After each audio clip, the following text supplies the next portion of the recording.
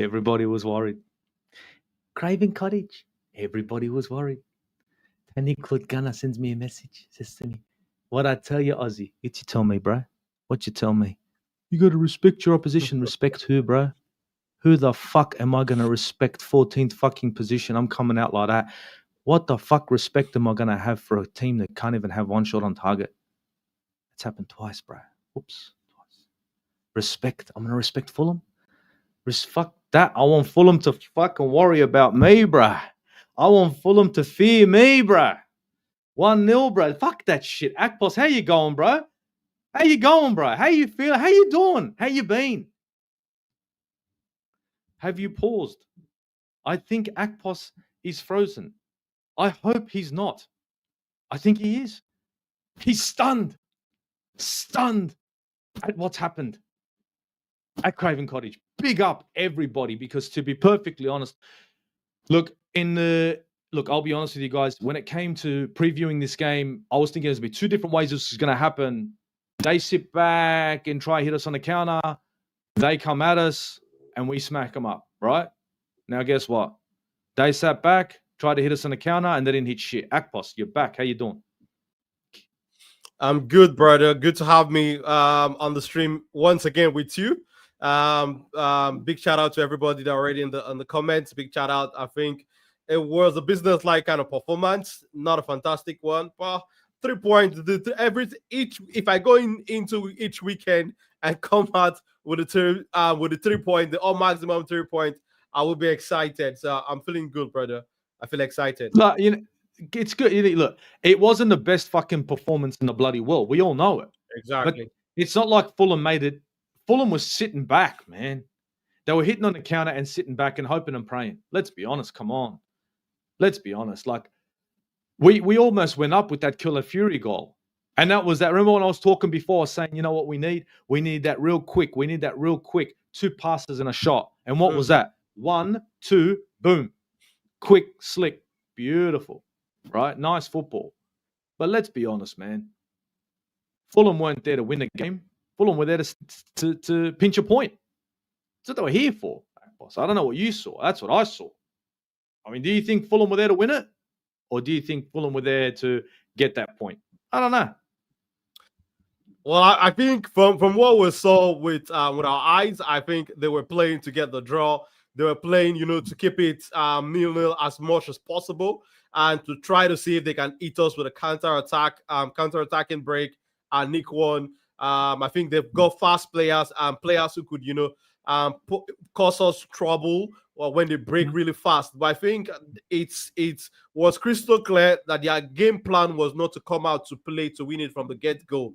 They were trying to, prevent us from playing and try to create something or two for themselves to, hit the ball, hit the back of the net. But I think we also showed very strong defensive solidity, and we make sure that we did not give them too much. I think Gabriel had that very starting minutes of the game where he had 2 mistakes, but thankfully Fulham were not clinical enough to punish us. So I think their game plan from the get-go was not to come out and try to, give us a go, give us a run for our money. That was not their game plan, in my opinion. Nah, they came in there to go for a point. Plain and simple. They came for a point. They came for, and they got nothing. They got nothing. We pressed them. We knocked on the door. We asked questions. We had answers. At the end of the day, look, Fulham's supposed to be difficult to go to. Everybody telling me that in my preview. Aussie's thinking 3-0. I said, yeah, it could be 3-0 if they decide to play football and come at us. All day it'll be 3-0. All day it'll be 3-0. Gyökeres had his opportunity. Calafiori's goal was wonderful. A penalty that wasn't a penalty. I don't know. Looked like a pen to me, but I'm not going to say nothing, right? Better not, upset the referee. But these games, Fulham, Newcastle, and in some instances West Ham, are games that usually kind of worry Arsenal. This season, and the reason why I was so confident was because we went to Newcastle and was no phase. We went to, hammers knocked on the door, we were not phased. Hence the reason why I'm not phased by Fulham. I think Arsenal are turning a new leaf, in my opinion. I don't know if you guys catch me in the comments, and correct me if I'm wrong, Akpos. What do you feel? I mean, if you think about Newcastle. You think about Yeah. and West Ham. These are games usually West we Ham at stop. home. But yeah, and this year True. West Ham at home. And this season, we got the business done. It might not be beautiful, but we got the business done. Does it feel as if there's a bit of a, I don't know, this is a different Arsenal? Well, I think we look like a side that has learned from our lessons in the last couple of seasons, because I think this has been one of the issues with Arsenal for a long period of time now, where we see the team did not play with that a little bit of, I would call it, that streetwiseness, that street mentality, where you change your game plan with respect to how the opposition are going to come out to play with you, and also try to win when you are not playing your fantastic football. Because we've seen where we have gone to difficult grounds with very technical squad but poor defensive backline, and we go to this ground, they prevent us from playing, and they have corner kicks and they have this set piece situation, and they make us pay from them. But now we have a team that is not fragile. We have a team that in this 50-50 ball situation, in this set piece, this corner kicks, this throwing, they are not going to cave in when you try to muscle them. We have a team that would now muscle you on the other end when we have this set piece situation, when we have these corner kicks, when we have these free kicks. So I think this is a Arsenal side that can play different ways. If you want to play ugly, they can play ugly with you and get all 3 points. If you want to come out and play proper football, they can also play proper football with you. So I think it's a plus for us, because I think some years past we were very one-dimensional, where we only know how to play a beautiful, crisp football. And when teams prevent us from playing that way, we find it difficult. We find it, we struggle to compete with them and try to win in these difficult kind of games. But we are seeing an Arsenal side now that can, if you want to play long balls, they can play long balls with you. If you want to sit deep, it's not their business. They will still find a way or two to break you down. So I think we are looking like a side that has learned from our lessons in recent times, and we are not letting teams low blocking us frustrate us right now. So I think we are showing good signs. It's still very early, but we are showing good signs so far. And a lot of people are saying, imagine we are getting this maximum 3 points from games that in the last 2 years, last year or two, we could have drawn or lost, and we are not even playing in full gear yet. Imagine what happens when we start to cook, when we are playing in full gears, when we have all cylinders firing. So I think I'm excited for what is to come. I just want us to continue to improve and continue to keep this fighting spirit that we are showing now, to win when we are not playing at our best, to win when teams prevent us from playing our best type of football. And you made a good point there. It's like we're still not out of second gear. We still ain't started pushing yet. This team is still still trying to find its shape. Gyökeres still trying to find his form and how it's going to be in front of goal. A little bit disappointing. Some opportunities in this game. Went begging. Would have been better to test his first opportunity against Leno. Would have been better if he put it a little bit further to the side, but it is what it is. But we're not firing on all cylinders. We're not. And everybody's talking about Liverpool not firing on all cylinders. We're going to get to that. Liverpool not firing on any cylinders. Liverpool can't get started right now. You know what I mean? Arsenal are running, but we're not running on all cylinders. We're not firing hard. We're not going all at them. We still got Eze that needs to start kicking off. We still got Gyökeres that needs to start kicking off. You know what I mean? Saka's starting to look like his former self. Zubimendi, I can't say anything. And Calafiori. I got the best back line in the Prem. Bar none. I wouldn't take any other centre back. I wouldn't take any other wing back in my starting line. So don't you go with your Cucurella. I don't want Cucurella. I don't want him. And I will not take Reece James over Timber. Not happening. Sorry. Negative. And to be honest, look at the best centre-back pairing in the league. We haven't allowed a shot on target in the last 2 games. In the last 2 games, there has not been one shot on target against Arsenal. One shot. That back line. It might look choppy, but Raya is diving, but the shots aren't on target. And we are still not firing. We are still not firing on all cylinders. And we are top of the league, and there is a gap. And honestly, as an Arsenal fan right now, I'm feeling real good. I'm feeling really good. Odegaard, it's injured, Akpos. Can you tell? Odegaard's injured. Can you No, tell? not at all. Not at all. We are not playing like a team. We are not playing like a team that's without their captain. Not phased. Not phased. And the depth in numbers is really helping us. Saka was injured. Noni came in. It wasn't the same. Saka's a different animal. But as soon as Noni gets injured, Saka's back. I'm all good with that. I'm all good with that. Now, I'm going to sit there and look at this line. Like, I'll look at the team, and I'm not saying we had the best performance in the world, but it's not like Fulham wanted to go and play football. Leandro Trossard came under fire from this guy. And to be perfectly honest, I don't think he had the best game anyway. But set piece FC is me, right? Everyone then talks Arsenal set pieces, all this shit. All they do is score off set pieces. Stop me then. Stop me. Cool. We're set piece FC. You know what we're going to do. What the fuck are you going to do about it? Come on. Stop it. Huh? It's all good. All you got is set pieces. Okay, it's all we got. We're still top of the league. Explain to me what you're going to do about it. Akpos, if you're from the opposing side, if you're Liverpool, if you're Newcastle, if you're anyone, this set piece FC thing isn't something to banter about. I think from the football perspective, it's something that most teams are having a hard time stopping. It's another dimension that Arsenal have. It's like, we can't score an open play. We're going to get you on a set piece. True. And I think, I think most of these teams coming at Arsenal now still haven't got the answer. Like Fulham. I mean, it's not just one way of scoring a goal. This set piece FC, I know it's not something that you want to see in every single game, but are you phased? Is it something that you're like, oh, well, blah, blah, blah, we're just getting lucky? Because it's a bit more than luck for me. Yeah. There seems for to me, be I a think bit of...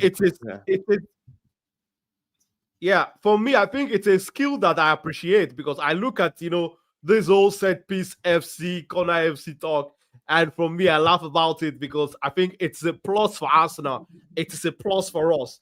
And a lot of these oppositions also now have set piece coach. Everybody now have a set piece specialist in their backroom staff. So if you also, if you want to do it, you can do it. Give it a try also. So I think set piece are part of the game. Corner kicks are part of the game. They have been there for a long time. Throw-ins are part of the game. They have been there for a long time. We know, we all saw that Stoke City team and how Rory Delap was, so fantastic at that long throws into the box that was causing, chaos everywhere. So for me, I think now we have a team that can hold our ground when oppositions have set piece, and we are using it, to the best of our advantage. Now we have big guys like Gabriel, like Saliba, like Mikel Merino, like Declan Rice also, but we know that Rice is usually not in the box a lot of times because he's also one of our specialists in pinging the ball into the box. So, but for me, what's coming with respect to the Arsenal free kick, set pieces, corner kicks, free kicks, but are you going to be able to stop it? I think you know what's coming, but you can't stop it. That's where teams are at right now, because with Gabriel, I think we have one of the best, if not the best, attacker of the ball right now from set piece position, from set piece situation, because I look at the whole of the Premier League, I don't see any player that I can say is better than Gabriel Magalhaes in attacking corner kicks, in attacking free kicks. So I think Arsenal is using that to the best of our advantage now. Every time the ball is coming, the opposition, they want to keep their eye on Gabriel. And we're having other players also, coming into the plate. And Gabriel also now is, flicking it away from where it's crowded, so his teammates that are in the less concentrated areas in the box 18. So I think Arsenal are doing it so well. Other teams are copying. Other teams now have set piece specialists, because they also want to, maximize these opportunities, because now you see almost every team's now taking their throw-ins as long throws into the box. So I think it is something that, for me, I want to see Arsenal continue to do more. every team would love to play to the best of their strength. We have big players now. We have the big guys now. We have to use it. So for me, people can say whatever they want to say, corner AFC and all of that. But I would love that we have yet another magic, yet another trick in our art that we can pull off when teams are preventing us from playing and creating chances from open play. It's another tool in the toolbox, guys. It is what it is. Yeah. At the end of the day, open play, we can't score, we'll get you on a corner. Open play, we can score, we're going to get you on a corner anyway. I think in this game, it could be expansive. I mean, for me, players that stood out, Calafiori stood out in this game, immense. For me, man of the match. I honestly think he was my man of the match in this game. He was played out of his skin. I think there are two players in Eze and Gyökeres right now that I'd love to see hopefully start to click. I think Eze had a hard time getting into this game. He looked a little bit disjointed. I think Gyökeres was hungry though. And I think the Gyökeres situation right now is he does need a goal. But he's getting there. In my opinion, I think he's putting himself in the right positions now. And he's getting a bit stronger because in this game against Fulham, you saw they were trying to pull him down. The last game, I was all over him in the review saying he was too weak. In this game, they were trying to drag him down. He was still standing up. So I'm hoping, and I'm positive that Gyökeres is going to hit the ground running. I mean, look, in your opinion, Gyökeres and Eze, your vibe so far, Gyökeres and Eze. For me, Gyökeres and Eze have been very positive with what I've seen so far from them. Yes, they need some time to, settle into the new environment and also settle in also with the way teams are facing us, the way teams are playing against us. Gyökeres is coming from a new league entirely where he did not play against a lot of teams that are playing in a low block against Sporting CP. But now he has come to Arsenal and teams are playing against a low block. A lot of these teams, we even saw Manchester City as fast to Manchester City, one of the best sides in Europe, playing that deep against Arsenal. So it makes it difficult for Gyökeres to get the space that he loves to thrive in. Those balls that, those runs that he loves to make in behind the defense. When this team sits that as much as deep as we saw Fulham doing, as deep as we saw Manchester City doing the other day, it makes it difficult for him. And I think he also needs to adjust to this new environment, to these new tactics that the opposition is facing now, are trying to use to keep him quiet. And I think this is also one of the issues that Eze needs to adapt with now. I think Eze is now playing for a bigger side where teams expect Arsenal to see most possession of the ball and they want to sit deep. So I think Eze is now facing teams that are sitting more deep. He needs to, break them. I think more often now that he's doing at Arsenal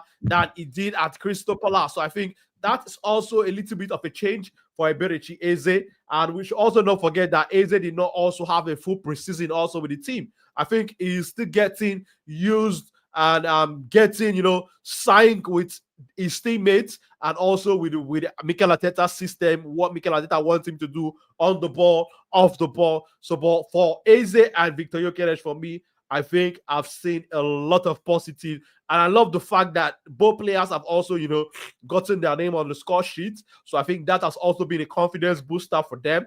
But I can, I'm excited for what is to come with respect to Eze and Gyökeres, because if they are getting the job done so far, and we know that these guys are not yet at 100% with how we expect them to play in this team, and for me, I just can imagine how it would feel like, what they would do, how they would rip defense open when they are firing on all cylinders. So for me, I have a lot of positives to talk about Eze and Gyökeres. Gyökeres, I want him to stand his ground more. I think I said that immediately after, what game was it?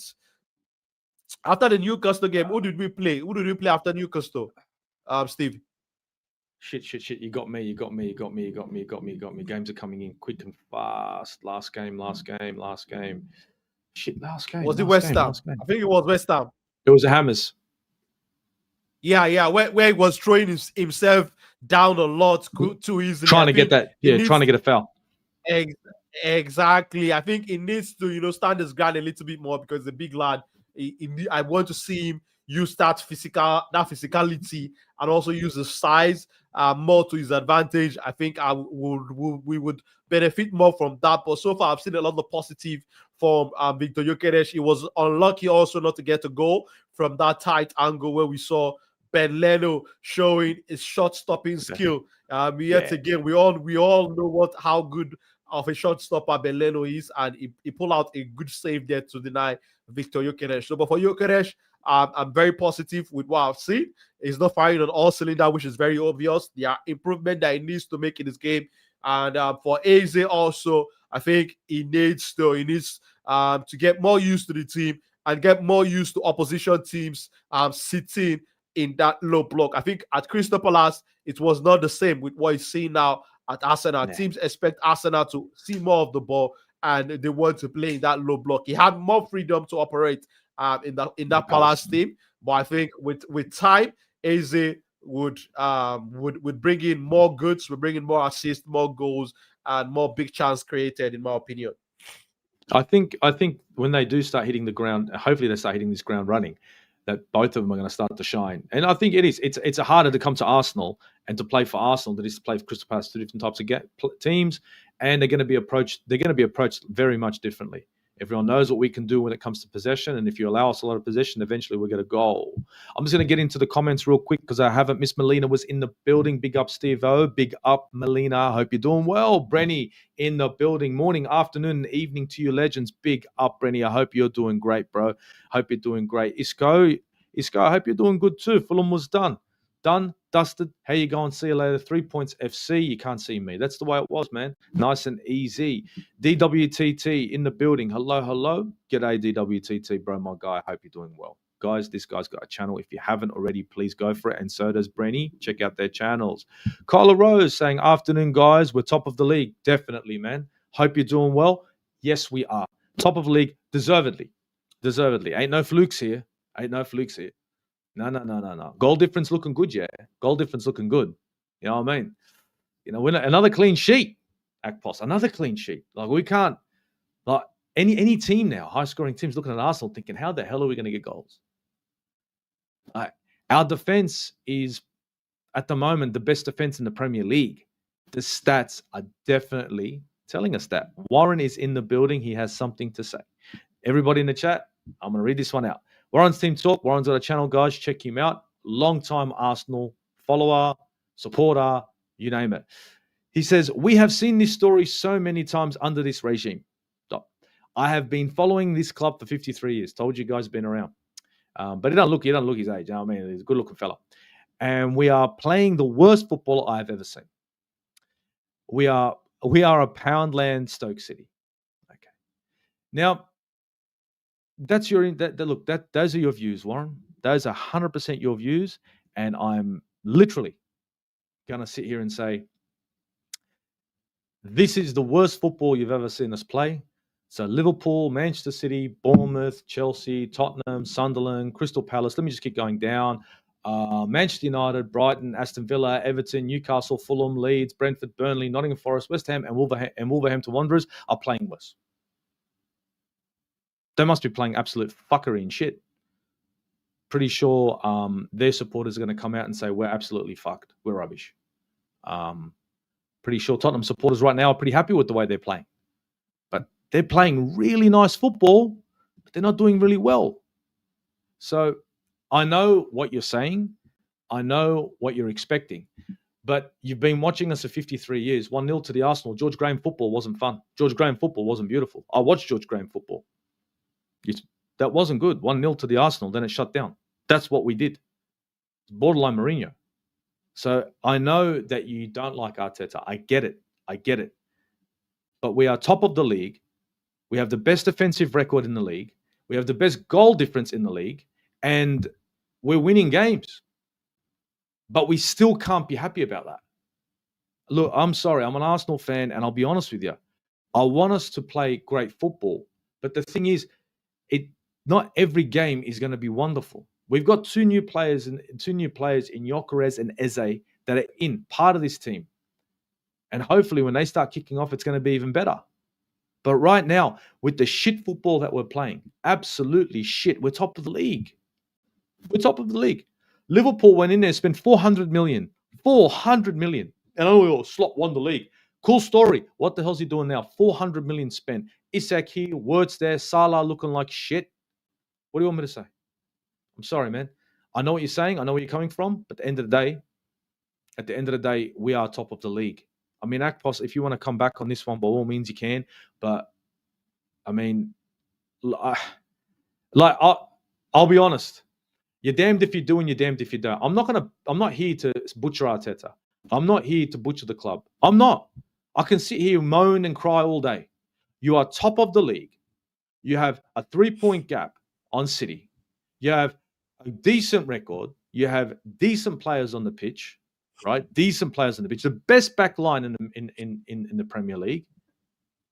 And what, I've got to sit here and fucking moan? I'm not going to sit here and moan.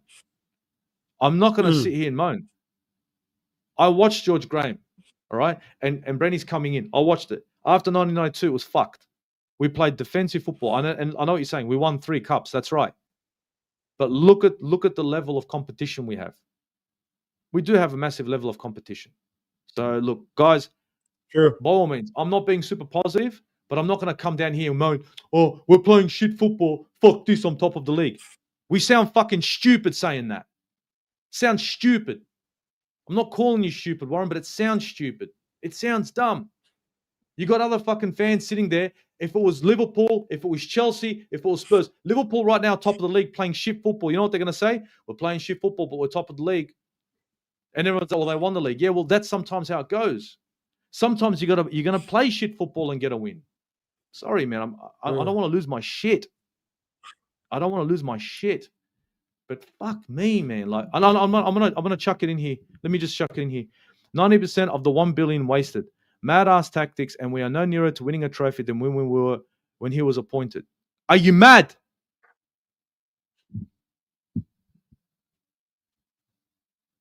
You know what? I'm sorry. I'm not going there. I'm sorry. I'm just not even bothering with that. I'm not wasting my fucking time. I'm just not. I'm sorry. Let's just get into this fucking thing. That's just pissing me off. Despite being top, I want us to perform better. Brenny, I get it. You want us to play better quality of football. I get it. We did play great football under George Graham up to 92. It was his last 3 seasons when we played defensive football, but won 3 cups. I get it. And we've won 1 cup under this guy.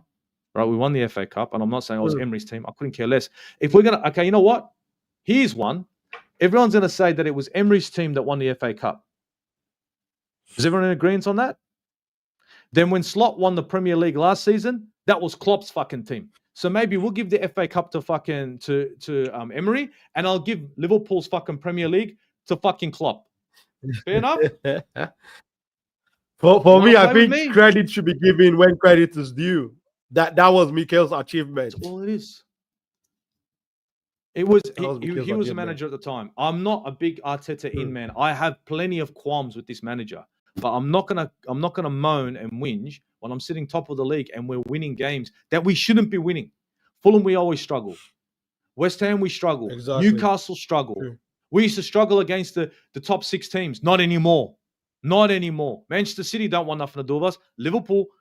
City and Liverpool, we gave them points. Plain and simple. We gave them points. We didn't need to.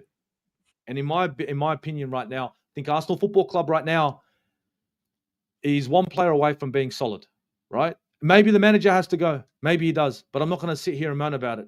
I'm not. I don't know. I don't have the energy to sit here whinging. The manager. And no one's doing sweet fuck all about it. We'll sit here and moan, but no one wants to do nothing about it. So if people want the manager out, do me a favor. Do something. Do something. Please do something. Go into the Emirates. Big banners. Wenger out, Arteta out. Let me see that, and I'll be happy. Because then you're doing something. Yeah. Well, if I would come in, I would say, yes, I personally want to see the team play better. But I want to put my searchlight on this Fulham game, because we did not play as better as we would have loved to see. Also, coupled with the fact that Fulham played the way they did, because it's one thing for you to also come out wanting to play free flowing attacking football, and when you meet a block, a wall each time, a wall of defensive a defensive four or a defensive five that would not want to move out, I think that's also an issue for you. So, and it's not going to be easy for us to break down these teams each and every time. And also, we should also remember that it's a marathon. We are not going to be able to play free flowing football every game for the whole stretch of the season. There are going to be some games like against Fulham where you do not play your best, where you did not perform up to your maximum capacity, but you still get the work done. I think that's what differentiates the team that goes on to win the league at the end of the day and the team that does not. So you also need to find a way to grind that result. You also need to find a way to win. I understand people's concern that for how long that would you be able to do this, but for how long will teams continue to play against us like Fulham played against us? We should also look at Fulham on their own end. They also did not get a shot on target. That's because we were also solid on the back. And that's also coupled with the fact that they did not do too much to commit players up front, to take risks, to try to create things. So I think we also need to put all of these metrics into consideration. Yes, I want to see the team play so much better, but I'm okay with us, not playing to our best and still getting the job done, because I think what counts at the end of the day, it's a result business, is if we would finish come the end of the season with something tangible, with silverware. So if we do not play fantastic football in quotes for the whole of the season, but we are able to win games, we are able to win trophies, I'm okay with that. But we should also still understand that if we look at the team right now, we have made some big changes. Victor Gyökeres has come in a number 9 position. It definitely needs some time to settle in. AZ has coming into a new team. We are without our captain in Martin Odegaard. Also, we should also remember that. But thankfully, Martin Zubimendi has coming into this team and he has hit the ground running from the get-go. So I think that has been plus for that midfield, because just imagine if we had brought in a number 6 that has been struggling. So I think so far we are not there yet. We are not firing on all cylinder, but I'm impressed with the fact that we are able to grind out this result. We are able to get the win. And I'm hoping and praying that we would, get to our maximum capacity as soon as possible, because we need to. And hopefully the players coming back from injuries, players like Noni Madueke who are going to return, players like Kai Havertz who will return pretty soon. Hopefully, when Martin Odegaard also comes into this midfield, we would be a totally different beast for our positions to handle. So, but I understand people's concern. But hey, we are getting the 3 points. We are getting the job done. I think that should be enough consolation for us. I just want to win. I think that's for me. If we want to win Dead Sea, I'm okay with winning Dead Sea. That's where I stand here. You can't win clean every time. You really can't. It's difficult. It is very difficult. Michael Harris, yes, my G's. Big congrats on the numbers, Ozzy. Thank you very much, man. Thank you. It's been a tough drag through, to get to this point. The 1,500 subs, it's been great. It's been wonderful. It's taken a while to get to this point, but you know what? Big up everybody who supported this channel. Really, I really appreciate it. It's taken a while. Big up everyone in the chat. Big up anyone who's watching this back. Seriously, it's not easy out in Australia, this and that, watching games 3 a.m. I fell asleep on this one and woke back up again. I'll be honest, I saw the goal and then crashed out. It's happened to me twice now. But yeah, big up for your support. It means a lot. It really does. So anyone who's watching this, please think about it. If you like what you're hearing, if you like what you're seeing, trust me, hit the subs, maybe hit the like. It'll be great. I really appreciate it. Brandy in the building says, can't wait for Gyökeres to go on a mad scoring run. Neither can I. And I'm pretty sure everyone that's even Arteta out, and I'm telling you, even Warren would think the same thing. He can't wait for him to start firing too. Because I know that even if it's, I'm not happy with the manager, you still want this team to perform and score goals and win games. So I know I might be putting words in people's mouths, but I think that would be the same vibe. Because if Gyökeres starts firing like he can, then it's a different dimension altogether. We can only hope Wait and see. Michael Harris says, true. People talk like Arteta took over at the quarters in the FA Cup. He didn't. He managed us from the third round and changed the system to beat City and Chelsea. So he has to be given his flowers. Spot on. What do you want us to do? Spot on. That he did it. He won an FA Cup. What do you want me to say? It is what it is. We can't like, right? We're not papering over nothing. That's what happened. Since then, fuck all, but building a team, climbing the ladder, getting into the position to win it and not winning it, falling short, getting into Champions League, making it down. That's all he's done. Brenny says, true. It's a results-based business after all. Very true. And this is Arteta's season. This is it. After this, if he can't get it through, if he can't get anything over the line this season, see you later. It is what it is. But bye. See you later. Cool story, right? Nice knowing you. Thanks for all the laughs. Hey there, ciao. See you later. But right now, I'm not going to go down the path of Arsenal fans we're going to moan, oh, we're not playing the kind of football I want. Fuck me. Wear a helmet, man. Shit. I'm sorry, man. I'm so sorry. I'm just so sorry. And bro, if I would had in a weekend where Spurs have lost at home, in a weekend where Liverpool also have lost, Arsenal wins, take all 3 points, we can't be out there mourning. I think we need to relax, enjoy our 3 points, and watch other people why they come out and complain. I think that's the vibe. That's where I'm at right now, personally. For me, I think it was a good weekend. I see my ups losing, and I've won. I think it's a good one for me. What I'm looking at is, taking the 3 points from that game, looking at what we did very well and trying to get better at that, looking at what we did not do so well and also trying to improve on that. And hopefully we have more of our players coming back from injuries and even getting us to have more quality, and even our squad depth we've been talking about. We have players missing out, and when they will come, I think they give the manager even more headache and also make us even more unpredictable against these different oppositions, in my opinion. This is the way I feel about it over the weekend. We're going to grow. We can't, it's not going to get worse. These players are hopefully going to hit the ground running, and it's going to be the next best thing, guys. But right now, we are not firing on all cylinders. But there's another team that's not firing on all cylinders. And look, I'm going to get into it because you guys can see the Liverpool FC. I picked them to drop points, actually, in a WhatsApp group, guys. Damo, how you going, Damo? All right. You doing okay? Yeah. It's all right, mate. You want to know what the weather's going to be next week? I'm your man. Liverpool, ladies and gentlemen. Liverpool have dropped points to woeful Man United, who couldn't get 2 wins in a row, and now have got themselves 2 wins in a row. Liverpool. Don't get it twisted. Liverpool. At that Anfield, the monster that it is, faced a Manchester United team that is in a shambles right now. It's all over the joint. Disjointed. They're showing promise, but they're not finishing their dinner. And Liverpool have dropped points again. What's that? Is that 4 L's or 5 in a row now? Is that the 5th L? I think 4 in a row. It's 4 in a row. In the Prem, that's right. 4 in the Prem. So that's 4 L's in a row for Slot in the Prem.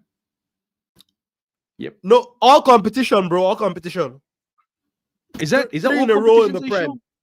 Oh, 3 in a row in the Prem. One to Gala. Yeah, one to Gala.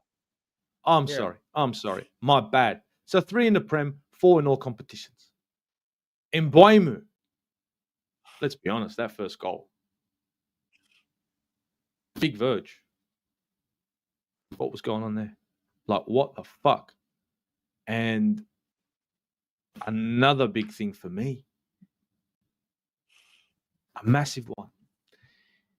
How many millions did they spend on this Florian Wirtz guy? Does anyone know? I don't know. I can't remember. I mean, was it 120 million? Was it 120? Because I know if Arsenal spend 120 million pounds on an attacking midfielder, and he wasn't doing the business like Eze, so he's getting the stick now, copying, getting fucked. Oh, what's Eze doing? No, cool story. there'd be some uproar. But I think Liverpool have finally found how to play Florian Wirtz in his best position, right? Because Florian Wirtz, I think his best position is as an impact sub, £120 million impact sub. What the fuck is going on at Liverpool? Like, honestly, Isak hasn't scored a goal this season. Salah, nothing. Like, Akpos, tell me what your vibes on this game against Man United and Liverpool right now. Salah, Isak, Wirtz, right? Fucking absolutely nothing from them. I mean, last season, this season, Wirtz off the bench. Oh, okay. We're hammering Gyökeres. I'll make it easy. Gyökeres, how many goals has Gyökeres scored for Arsenal in the Prem? I think 3 goals already. 3, yeah. 3. How much did he cost us? How much did he cost, Akpos? Let me pull it up. Let me pull the exact I think it was like figure. 70 million with add-ons. Yeah. 70 million, I think it was add-ons. Pretty sure. Okay. What's that? Let's be perfect. Let's transfer market this shit. Make sure it's 100%.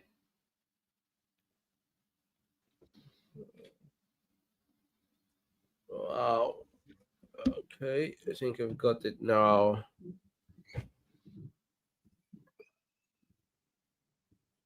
How much was it? Was it 65? 55 million pound. 55 million pound plus 8.5 million in add-ons. That's all right. 60. That's 63.5. 63 and a half. 63.5. Yeah. So 63.5 million. Everyone's talking about Gyökeres not fucking scoring any goals. The whole media is talking about Gyökeres not scoring any goals. What the fuck is wrong with Isak? What's Isak's fucking excuse? Akpos, what do you think Isak's excuse is? What do you reckon? What do you think of Alexander Isak? What's his excuse for not scoring any goals? Well, I think he's also seeing it that it's different from when you are a big fish in a little stream, and when that big fish in a little stream is taken into an ocean. I think it's different settings entirely, different oppositions and different expectations, because I think now the expectation coming to Liverpool for a record signing fee, the expectation is over the roof.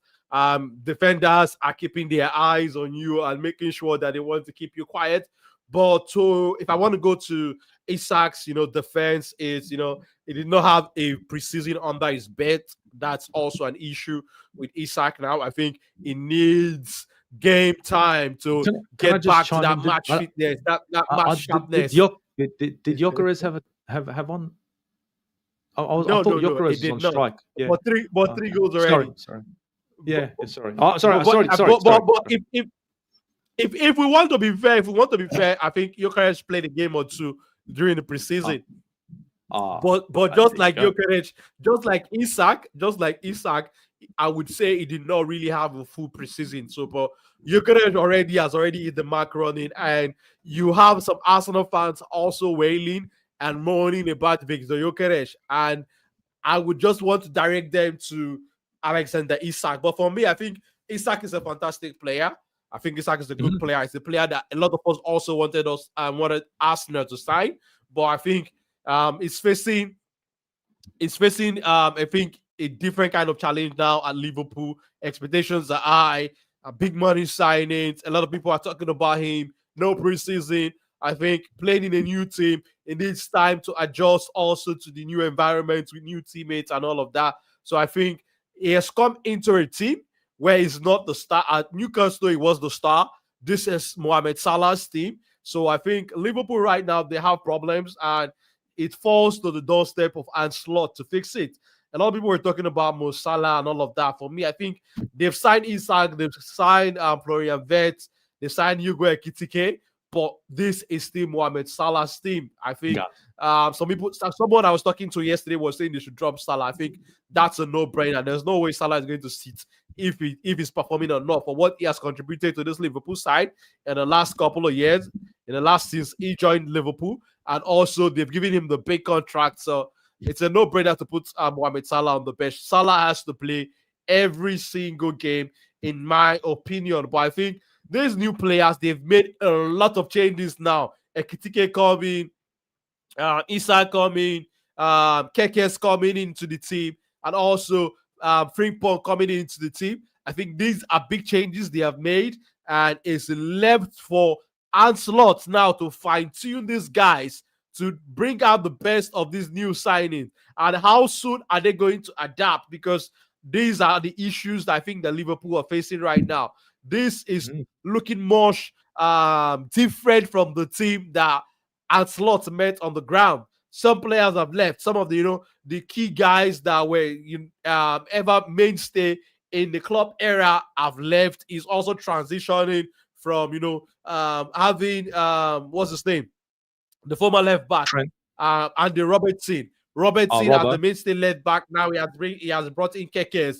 Trent Alexander-Arnold has gone. Now he has brought in Jeremy Frimpong. So I think this changes. How well are they working? How acclimatized to the new environment and the big club have these new players been so far? I think so. For me, they're having issues, and as an Arsenal fan, I'm hoping and praying long may their issues continue. Long may they keep finding it difficult to put the ball in the back of the net and struggle to win games for me. But I think I look at them. They've been, finding out ways to win, grinding out results, getting those late goals because of their mentality and their never say die attitude. But that is not sustainable, as we have seen in the last couple of games. They need to go back to the drawing board and find a way to win games. And for me personally, I think the issues they're having now falls to the doorstep of the manager. Ancelot needs to make it work. All of these new and fancy new toys, the fancy ingredients he has gotten from the marketplace, he needs to make a good recipe out of it. How long is it going to take? I hope it takes up until the end of the season before they find their rhythm. This is my stand on the Liverpool struggle right now. I'm loving the struggle. I'm loving it. Michael is coming. We're talking a little bit about Arteta and the Arsenal and the Arsenal team that we have now and what he needs to do.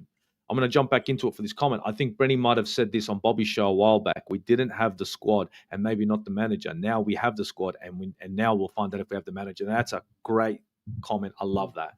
Fucking spot on, Mick. Fucking big up Brenny. I love that. Big up, Brenny. I love that. I fucking love that. I love that. Maro says Liverpool are messing up. Look, 100%. The problem when I look at Liverpool and I've watched about 4 of their games, I noticed the same thing. And what I keep seeing is Arne Slot now changing the style of play. The 2 wingers that they run, whether it be Gakpo, Salah, whoever, right? It'll always be Salah. They do not have the overlapping runs from the right back or left wing back that they did once upon a time in Robbo and Trent. When one would go up, one would stay down. So the support for your wingers isn't there anymore. Not as much. And when the support is there, it's either late, right? Or it's disjointed. So when I look at Liverpool and I watch them, and I'm calling a spade on this. This is an Arne Slot thing, not a player thing. They've got bodies, they've got players, they've got quality. You can't see. Exactly. But the problem you have is Arne Slot is playing a style of football that doesn't suit the players that he has right now. Mohamed Salah, last season, what was he? Look what he is now. You can't tell me he's become shit just like that. That's not. I don't think so. I do not think Mohamed Salah has gone crap. Don't give me that. No way. He had a shit game against United. He's just kicking balls. But he has, when he used to receive the ball, he had options. His midfielder was tracking with him and offering. His wing back was there as well. He had options. Now, when he does get the ball, by the time the midfielder is there to offer, he's already got 2 defenders on him, and the wing back is more than likely not going to overlap. And that's the same on the left. Everyone says, "Oh, if they ran Gakpo on the left and Robbo on the left, it's going to change." Robbo is a great left back, and I think he should start. But if the orders aren't to overlap and support, and that's the same for the midfield, then you're going to struggle. Luis Diaz will struggle like this. He will, because look at Salah. Luis Diaz, Salah, who's better? Salah. And Salah struggling. Salah struggling because the style of football does not suit. Doesn't suit. He's not being supported. Isak, Not support. Ekitike is probably the best signing Liverpool have made in this window. That's a player I'd take at Arsenal all day out of all the players I got. I wouldn't take Isak. I'll take Ekitike over Isak right now. Because that guy, Bro, wow. I'll take Isak all day. No, I'll take Ekitike. But right now, I'll take Ekitike. Osimhen remains my number one. Oh, here we go. Okay, all right. So we've got a Liverpool team now that's so disjointed that Florian Wirtz, who is worth bang 116 million pound, is now a bench boy. If that was Arsenal benching Declan Rice, the shit you'd cop from the Arsenal fans. It's because they don't know how to play with him yet. They don't know how to play with the number 10. They don't. He hasn't ironed it all out. He's not helping out his wingers. He's not helping out his wingers. And the way that they're transitioning is slow. It's every time I want to play through the midfield to play in Wirtz. It doesn't work that way. You never have. Club football won it last year. Your football this year. This is slot football now. And the one thing that Slot is doing right now, reminding me of someone right now. You know who he reminds me of right now? Starting to remind me of? The guy used to wear a white shirt. A guy called Andre Villas-Boas. Remember what he did at Tottenham? Spent a lot of money. Yep. Fucked it all up. And this is screaming Andre Villas-Boas because the wrong signings for the wrong kind of football. He's fucked Salah. He's destroyed Salah. Right? Pound for pound, the best right wing in the Premier League is now fucked. Gakpo is getting goals here and there. The best, let's call it. Isak, last season, who he was, look who he is this season. Wirtz comes from Germany. Options everywhere, comes to Liverpool. He's on the bench. Gravenberch is the best midfielder in that midfield. He is gun, Gravenberch. Fucking awesome. And Robbo needs to start on the left-hand side from now on. Because to be perfectly honest, Kirkes, he doesn't know where he's going. Look, don't get me wrong. I know Calafiori he goes on his own tangent, right, Akpos? But Kirkes, oh my God. The first goal. What the fuck was he doing? I know they're going to throw it on fucking VVD, but fuck, where the fuck was he, right? Shit. Oh, it's just like in the comments, I'm just going to jump in. Liverpool are messing up. They're messed up. They are messed up. Maro says Liverpool are not looking promising at all. Not right now. I wouldn't be look, right now, I don't think so, my guy. Pick up everyone watching. Please smash the like. By the way, sorry, Steve. By the way, Maro is my little nephew and is a Liverpool fan. So is he? So he's getting all the stick for me right now. Oh, it's all right. And sorry, let me say this on the stream to Maro. Maro, you said Gyökeres was not going to perform at Arsenal. What do you have to say now about Isak? Please drop the comments in the comment section. I want to know because you told me that when we signed Victor Gyökeres. Now, what can you say about Isak? Please just let me know your thoughts. It'll be great. We'd love some feedback. Half price, Gyökeres. Remember, half price. He's half as good as Isak, but scored more goals, but cops more shit. So he scores more goals.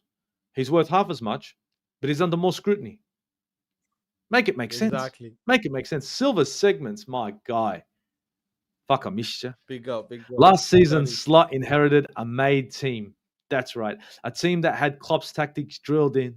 That's right. Now with a few windows under his belt, the players that he signed were starting to see the real Arnie Slot. Yeah. Or is it Andre Villas-Boas in disguise? Right? I don't know. Look, Arnie Slot is in trouble. He's got great players. He's got no idea what he's doing. Liverpool are a team that love attacking down the wings, but in speed and overlap. They love to overload.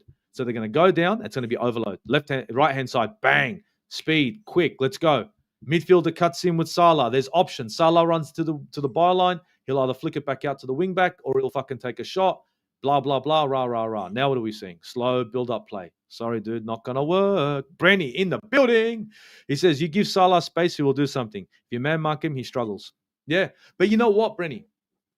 Salah is the kind of guy that if we're going to be playing in a transition, if we're going to be playing a faster-paced football and we has options and he's overlapping, then Salah on a run, on pace, when he takes on his man, he's hard to deal with.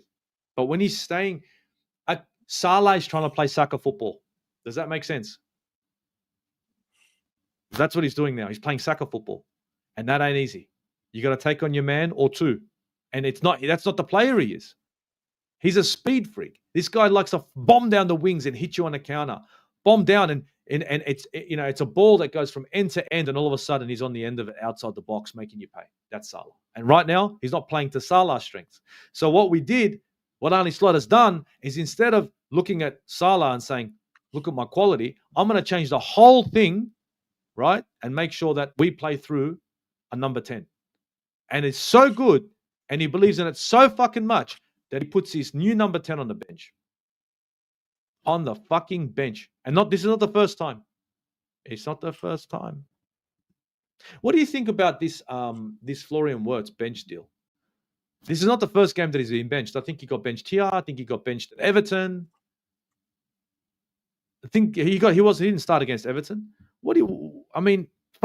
From your perspective, looking at the manager now, he spent 120 million, 116 million on Florian Wirtz, and he wants to play with a 10. But now he's benching him. What do you reckon, Akpos? What are your vibes on that? Well, for me, I think the manager is also saying that Florian Wirtz in its time. For me, also, I think I would not want to, criticize him too much, because I've seen some big players come in and they can't hit the ground running, but when give them time, and in due time they bring in the goods. But I know also why we are talking about these players, because if it was an Arsenal player, bro, it will be all over the pages, back to back. We saw how they did it with Nicolas Pepe and all of that. So I think it's fine also for us to talk about it a little bit. But for me, Florian Wirtz, it's a player that I've watched for a while with that Bayer Leverkusen team, and in my mind I was like, what a player this is. So I think the player is still there. The player is definitely there. The talent is there.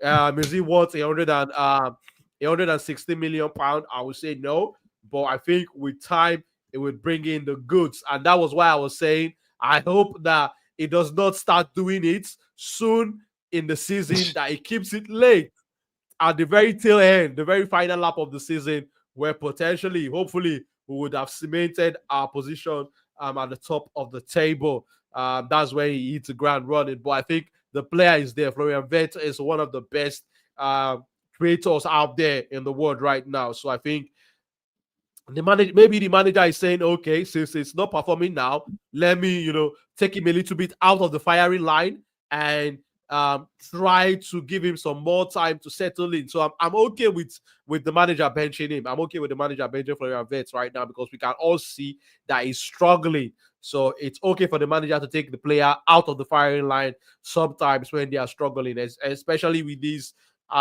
big money signings, and also with all the talk outside in the media about him. But I don't think the manager keeps an eye too much on the talks outside, but he's also looking at the players' performance on the pitch. I think it was more on the pitch decision, in my opinion.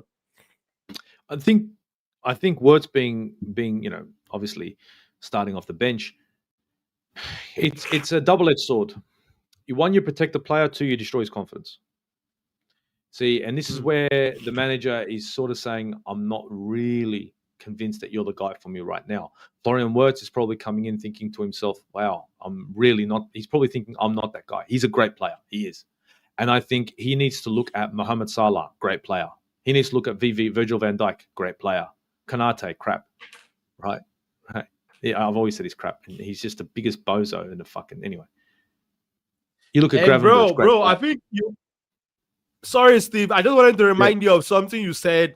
I think you said it in our conversation. I can't remember if you actually put out the video there where you were talking about that Virgil van Dijk has not really been given that partner that would, in terms of the quality, that would cover for him when he makes these mistakes, this one-off mistakes that he makes. We know that Virgil van Dijk is one of the best CBs out there. He has done it consistently for a good amount of years. But you talked about his partnership in a Liverpool shirt. They've not really given him that player that pound for pound would be close in terms of quality. And I think since you were mentioning Konate, I just wanted to remind you to what you were saying some days ago with respect to the partnership and that goal that Brian Mbeumo scored. We saw that Virgil van Dijk had made a mistake. Konate saw the runner, but in my opinion, I think Konate could have covered for Van Dijk there, and that's how a center-back partnership should be. When one player, is caught out of position or makes a mistake, the other man has to, come in and try to protect that mistake and protect the goal. And Konate failed to do that. I just wanted to put that point out there, Steve, and bring you back to the conversation we had offline. Look, I didn't put it out there, but I did say it on Never a Foul. I'm saying it here again, and thank you for reminding me, boss. But yeah, Virgil van Dijk has never had, and I'm not expecting. And this is the counter argument. He's the best centre back in the world. He's gonna make everyone look shit. No, not this shit. Not this shit. The centre back pairings that he's had haven't even been close to good enough, and I don't expect him to be on par with him. I expect him to be down here. Konate has always been a bozo, and I've been saying it for years. And it's like, oh, he's already. No, he's not. He's shit. He is shit. He's shit. Joe Gomez is probably the best partner he's ever had. Don't tell me Skirtle, because Skirtle would go, he disappeared, fuck up. Sorry, don't give me that shit. But Joe Gomez, I think, was a decent partner. Decent, not great. Matip when he was fit. Matip when he was fit was also good. Matip was okay. Matip was okay. He was decent, but when he was fit, and the best ability is, availability, right? And that's Big Verge. Yeah. And that's Verge. And Verge is Verge, fuck, man. That's the only player I'd take into the Arsenal squad. And it'd be hard for me to say it, but yeah, he'd start. But the problem I have is, in Liverpool instead of buying him a proper partner, let's get Florian Wirtz. I'm not saying he's a bad player. I think he's great. I think he's wonderful. Let's get Ekitike and Isak and play one or the other. Ekitike or Isak and play one or the other. Seriously. You went top heavy and you can't even score. Andre Villas-Boas, Arnie Slot has made mistakes here. And now Verge is getting older. Yeah, it's getting harder. He makes one mistake. And look, it costs him a goal. Kirkes didn't help the situation, and Konate couldn't do much all. Alisson cannot come to their rescue every time. That finish from Mbeumo was beautiful. Great finish. You're not gonna stop that.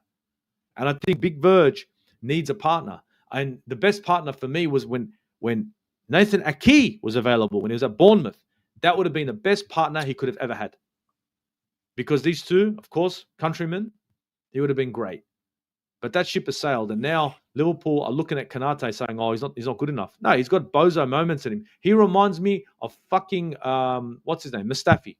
Konate reminds me of Mustafi all fucking day, and that's a fact. Michael Harris, but Salah and VVD should never have been given the bag. I think VVD, yeah. I think Salah, a bit much. 400 mil, 400,000 pounds a week. The board only did it to save face, ego, because left for free. That's right. Trent Alexander-Arnold, of course. Should have reinvested in the midfield and a centre-back. But hey-ho, we need to capitalise all day. They did invest in the midfield, but they got themselves a 10. They wanted to play with a 10. Arnie Slot wants to play with a 10. I think they needed an 8 because Gravenberch is playing every position right now, in my opinion. Michael Harris comes back, says Salah is chilling and we'll go to Saudi next summer. He should have gone this one. He should be in Saudi now. Definitely. Seriously? Because this is fucking him. Arnie Slot is ruining this guy's legacy. And I don't care what anyone says. Salah's a great right winger. I don't care he's not performing now. I don't give a fuck. It's the best in the world, bro. For me, it's the best in the world. No, there's no one better than him right now. No better right winger. No better right winger. No better right winger. He's just too fucking... The guy's wonderful. Don't judge him on this. Don't judge Isak on this. Don't judge Wirtz on this. Don't judge Gakpo on this. Don't judge 3/4 of the players on this. Yeah. This is an Arnie Slot problem. The problem they have is Arnie Slot and his tactics. He's fucked these players. True. He spent 400 million in one transfer window and has fucked Liverpool. Literally fucked them. And what? We're supposed to, what? It's all good? Nah, I don't think so. I don't think so. Silver says, I love you guys both anyway. Cheers, Silver. Big up, man. Big up. Brendan in the building says, Salah doesn't look quick anymore. A coyote could never catch the Roadrunner, but he would catch Salah. You know what? I think he's not... Yeah, look, he's lost. As a winger gets older, he's going to lose a bit of speed. But, Brenny, I reckon that the style of football isn't allowing him to be that explosive because he's running into brick wall every time. The transition is too slow. The only way they actually do any sort of business is when they skip lines. And when I mean skip the line, skip the midfield. Wing back skips midfield and goes to winger. But the problem is they've got no overlapping run from the wing back on the opposite side. And by the time the midfielder comes up to the winger, it's all over. The amount of work Ekitike does, it's phenomenal. Guys, to be perfectly honest, the way I see it right now, Liverpool dropping points is great for us. Man United, did they deserve those 3 points? Fuck yeah. Yes, they did. Man United deserved those 3 points all day. Harry Maguire saves the day. Mbeumo, wonderful fucking goal. If Salah had scored that goal, we'd be talking about it all fucking day. Mbeumo's finish was fucking awesome. And that's the kind of player you get with Mbeumo. He took on the opportunity, took on his man, made him look like a twit, went up to the goalkeeper, and let's be honest, best goalkeeper in the league. Raya is right there, but they're here. Alisson's been more consistent, right? And he made him look like a joke. Sorry, it was not Alisson in the game, bro. Sorry, it was Maguire. Oh, actually, no, it wasn't Alisson in the game. Yeah. I'm sorry, no. Yeah, no, it was his name. Mamadashvili. That's right. That's right. I'm sorry. Alisson is injured. That's right. Yeah, that's right. That's right. Yeah. As soon as you said, I go, that's right. He's injured. That's right. Yeah. So Mbeumo's finished. Regardless, Mbeumo's finish was wonderful. Mbeumo's finish was fucking 100%. I love that finish. Brendy's come back and said 100% on Salah. Yeah, it is. I think it is. It's a style of play. Salah's the kind of bloke he just wants to break down the lines, and that's the same with Gakpo. Any winger. Diaz is the same. Diaz would struggle in this team. I think this issue at Liverpool right now is an issue that most Arsenal fans should be jumping for joy for and saying, you know what, this is fucking good business. It's great for us. Are they going to start hitting the ground running eventually? Yes. But it's up to us to do what we have to do to get 3 points at a time to make sure that we got a gap. So when we do stuff up, because best believe we will drop points, we've got a cushion. Do you know what I mean? At the moment, we need to take advantage of this slip, Akpos. And I think if we're going to move forward and we're going to make this season somewhat eventful, it's 3 points at a time. And if we don't take our opportunities like we did against Fulham, like we did against Newcastle, Liverpool could slip up much like they did last season. And when they drop points, we drop points. And that was very common for us to do. What have we got here? Silver Segment says, should we worry about Man City? Sorry, FC Haaland? Bro. Of course. Yes, we have to be. Fuck yeah. They're getting the job done, bro. You have to be worried. 3 points is the gap. It's one game. Their goal difference is solid. They don't have the best defense, but they do have a great attack. Right? Silver hits the nail on the head. Right now, we're racing against Manchester City. And right now, to be honest, Haaland is that animal. And he's the same robot that he's always been, Akpos. I know what are your thoughts on Haaland right now? Bro, Haaland is a machine. Haaland is a machine. It's form right now. I think there are three strikers right now that are on a different level. They are on a different wavelength. Haaland, Mbappe, and Harry Kane. These guys have scored for 4 weekends. About 4 weekends in a row. They've scored 4 weekends in a row, and I know a couple of my guys who are making good money from doing this parlay that Alan Kane, and Mbappe scores. And just this last weekend, they also smiled to the bank with that parlay. So for me, I think Alan and Mbappe, they are showing their quality. These guys are goal machines. These guys, if you give them one chance, they put the ball in the back of the net. And like you rightly said, and Steve has rightly, Tony has rightly mentioned here that Haaland FC, I think we need to be worried about them because Haaland is been the difference maker so far. And we know that they have one of the best managers in the world in Pep Guardiola. I think is not someone I would want to underestimate. It's not someone I would want to underrate in this title race.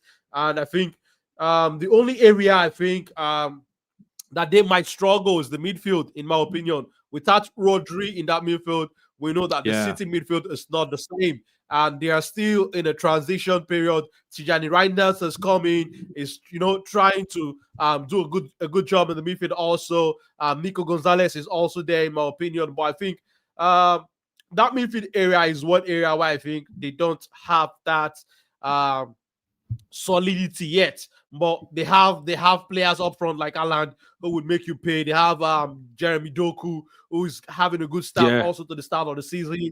Sevinho has been reintegrated back to the team since he has extended his contract, and have his eyes focused solely on Manchester City. So I think they have the offensive players. The defense and midfield is the area where I think they would struggle, because that defense also it's been shaky. That defense with leaking goals, and the midfield also does not have that solidity that it used to have in the last couple of years. We know that it's still a transition. They are not firing on all cylinders, but they have brought in good players. So, but I think I would keep my eye on the City. Like you rightly said, Steve, it's just one game. You drop points in one game, and they win in their respective game. They could be closing the gap on you. So I think we need to be very wary of that. City and Liverpool, for me, are the teams that I would keep my eyes on. I would not want to, ride them out of the title race. So City, yes, City are very much in this title race for me. And Haaland is having a fantastic start of the season. Everything he touched right now turns into a goal. So credit to Haaland and what they are doing there. Oh, Haaland is just an animal, eh? He's a goal. Like you said, he's the guy's a cheat code, man. And yeah, look, their midfield without Rodri is a different midfield, but they're still getting the job done. They are, and that's what it's about. It's about adapting your squad, or what squad you do have, to the games that you have available. You can't do much, Rodri's going to get injured. Exactly. Rodri, I think he's that player now, and unfortunately, they've probably come to an understanding now that his best years are probably behind him, because his availability is not going to be there. But look, they are a threat. They'll always be a threat, Manchester City, especially this season, Silva.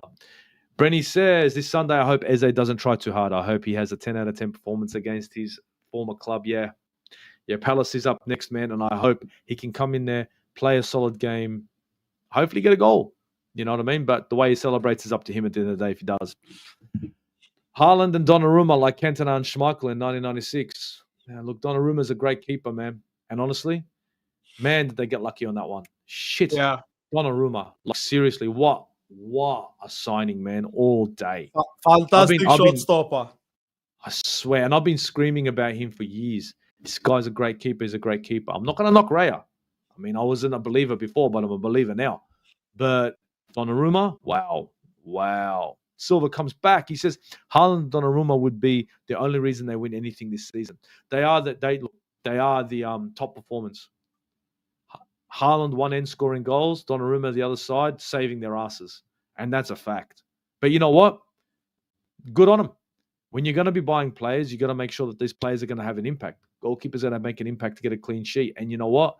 Haaland's the guy who's going to make sure that the goals are in the back of the net. Informed striker, best striker in the Premier League, bar none. Top player, all day.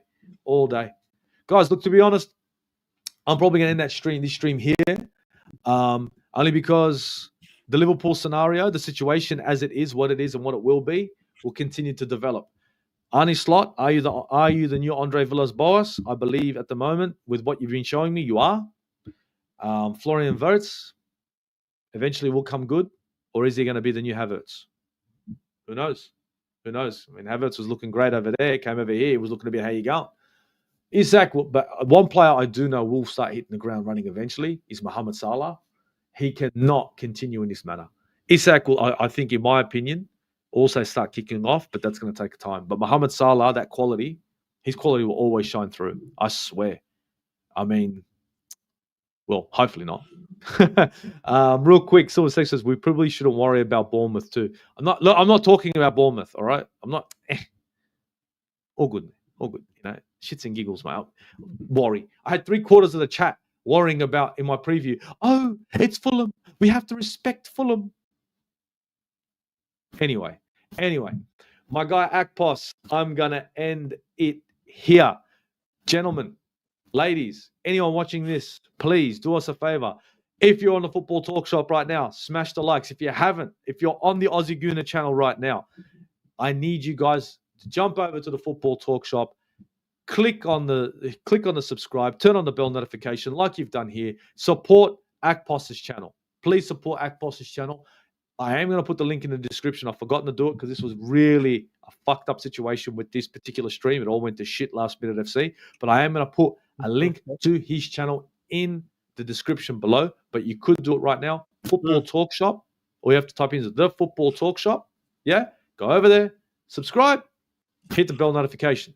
If you could. Akpos, what are you saying? Well, I think this was a very good one. Every time we come on the channels and talk about Arsenal, talk about the round leather game, it's always a good discussion. And big up to everybody that's made today's stream a success. Without your contribution on the chat, without your likes and you also tuning in, this stream would not be complete. So big up to everybody in the comments. Brenny, shout out to the Legion. Big up to Tony, Silver Segment. Shout out to you, brother. Hope you're doing well. Big up to Michael. Everybody, each and every one who tuned in, wherever you're watching from, the Aussie Gooner channel or on the Football Talk Shop, please leave us a like. And if you've not subscribed to both channels, please kindly support the work we are doing on these channels and help us grow collectively as a community. And shout out to everybody. Hopefully, we'll be streaming very soon. Hopefully, I don't know what time it will be for Steve during the Atletico Madrid game. Hopefully, we'll be able to do something afterwards the game. But like Steve was saying on the comments, hopefully we will be able to smash Atletico come tomorrow night. Fingers crossed. Fingers crossed. I'm hoping that we're going to get a result against this lot. But hey, you never know. You never know. The time frame for us in Australia, honestly, I don't even want to. I'm not even going to talk about it. I'm not going there, guys. You don't want to know what time I have to get up to watch games. All right. Yeah. 3 a.m. in some instances. Fulham was 3:30. 3:30. But guys, big up for joining us. Thank you very much. Please, bell notification on. If you haven't subscribed, please go ahead and do so. From the Aussie Gooner, from Akpos, we're going to love you and we're going to leave you. Uru, guys. Uru.